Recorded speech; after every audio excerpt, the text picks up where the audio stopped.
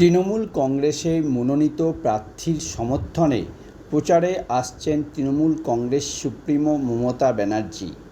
পূর্ব বর্ধমান জেলার মন্তেশ্বর ২৬৩ বিধানসভা তৃণমূল কংগ্রেসের প্রার্থী সিদ্দিকুল্লাহ চৌধুরীর সমর্থনে আগামী ১৯শে এপ্রিল কুসুমগ্রামে জনসভা করবেন তৃণমূল কংগ্রেসের সুপ্রিমো মমতা ব্যানার্জি। তারই পরিপ্রেক্ষিতে সোমবার বেলায় প্রশাসনিক আধিকারিকগণ প্রার্থী সিদ্দিকুল্লাহ চৌধুরী ও তৃণমূল কংগ্রেসের নেতৃত্বরা সভার স্থল পরিদর্শন করলেন। এই পরিপ্রেক্ষিতে মন্তেশ্বর বিধানসভা তৃণমূল কংগ্রেসের প্রার্থী সিদ্দিকুল্লাহ চৌধুরী কি বললেন তা আমরা শুনব। শ্রদ্ধা মমতা ব্যানার্জি তিনি মন্তেশ্বরে আসবেন ভোট প্রচার, তার উপর তো কোনো বড় ক্যাম্পেইন নেই, তিনি তো স্টারের স্টার। আমার যতটুকু ধারণা, ভারতবর্ষে যতগুলো মুখ্যমন্ত্রী আছেন, মুখ্যমন্ত্রী ফার্স্ট ডিভিশন ফার্স্ট, তিনি জনমুখী কাজ নিয়ে থাকেন। ২৪টি ঘন্টায় জনগণ কী করে ভালো থাকবে, কার কী সমস্যা, আমি নিজে সেটা নিরসন করতে চাইছি, এইভাবে তার জীবনটা চলছে। আমি বা আমরা যে তার সাথে আছি তার কর্মদক্ষতার কারণে, এবং তিনি যে কাজ করছেন এতে কোনো সন্দেহ নেই। তিনি অনুমোদন দিয়েছেন যে ১৯শে এপ্রিল আসবেন। পেট্রোল পাম্প কুসুমগ্রামের ঠিক দক্ষিণ দিকে বড় মাঠ, ওর পিছনে হয়তো হ্যালিপ্যাড হবে।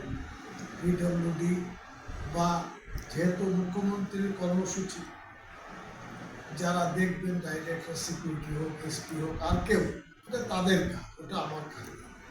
আমাদের কাজ হলো যে ১ লক্ষ মানুষ যেন জমায়েত হতে পারে, এটা মুখ্যমন্ত্রীকে আমরা উপস্থিতির উপহার দিতে চাইছি।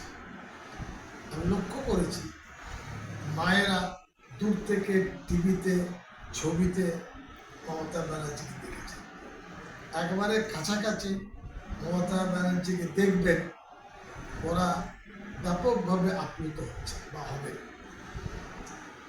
ওদের বক্তব্য বা ওদের ইচ্ছা যে আমরা যার কারণে লক্ষ্মী ভাণ্ডার পেয়েছি মাসে ১,৫০০ টাকা, বিধবা ভাতা পেয়েছি, এরপরে স্বাস্থ্যসাথী পেয়েছি, তারপরে মেয়েদের বিবাহের জন্য কন্যাশ্রী পেয়েছি, বার্ধক্য ভাতা পেয়েছি, বাড়িতে দুয়ারে রেশন পেয়েছি।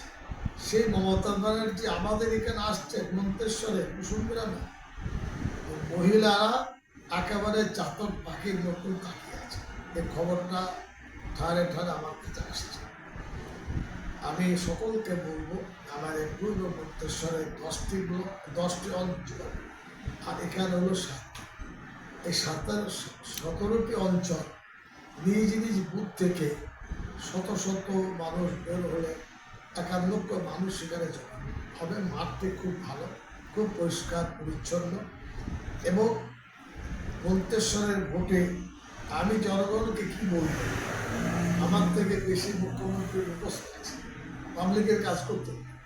আমি সেটা তাকে স্লিপ ধরিয়ে দেব, এই কাজ আমার প্রয়োজন। এত কাছে থেকে মন্তেশ্বরের মানুষ মুখ্যমন্ত্রী মমতা ব্যানার্জি দলীয় নেতৃত্বে পাবেন, এটা অনেকে আশা করি। স্যার ১৯ তারিখ আমি কৃতজ্ঞ। মন্তেশ্বরবাসী তাকিয়ে আছেন, আমার দৃঢ় বিশ্বাস উনি যেভাবে কথা দিয়েছে সময় মতো আসবেন, মানুষের সামনে তার বক্তব্য রাখবেন, কি বলতে চাইছে, কি কর্মসূচি, কি ভবিষ্যৎ আমরা সবাই শুনব।